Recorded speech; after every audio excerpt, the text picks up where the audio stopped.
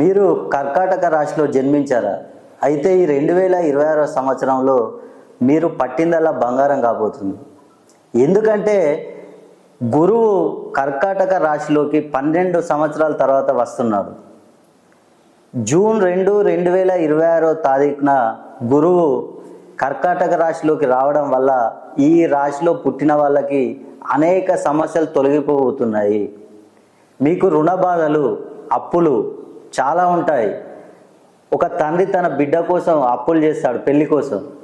అలాగే రైతు పంట కోసం అప్పులు చేస్తాడు, ఆ పంట సరిగా రాదు, ఆత్మహత్యలు చేసుకుంటాడు అప్పుడు కట్టలేక. అలాగే ఆరోగ్య విషయంలో గుండె జబ్బులు ఉంటాయి, పక్షవాతాలు ఉంటాయి.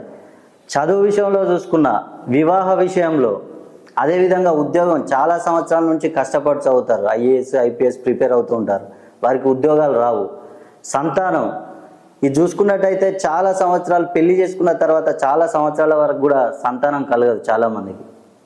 అదేవిధంగా భార్యాభర్తల మధ్యలో గొడవలు, అత్తాకోడళ్ళ మధ్య గొడవలు.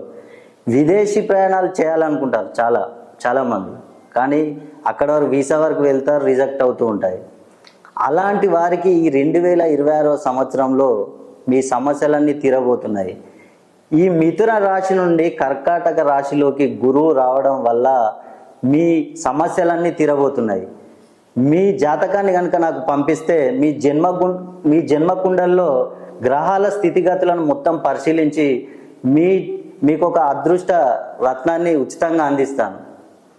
దాని ద్వారా మీ సమస్యలన్నీ పరిష్కారం అవుతాయి.